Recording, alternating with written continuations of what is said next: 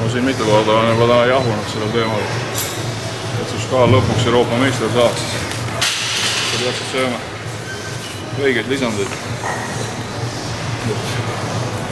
Et proovi. Ma usun, et nädal aja pärast sa räägid juba hoopis teist juttu ja 6 aja pärast minul ei ole üldse mõtet sinuga koos enam trenni tulla.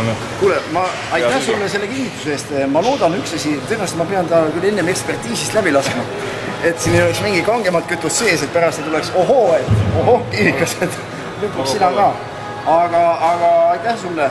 Ma usun, et me leiame sellele nii-öelda tünnile sisule ka koha ja suured tänud sulle. Aitäh!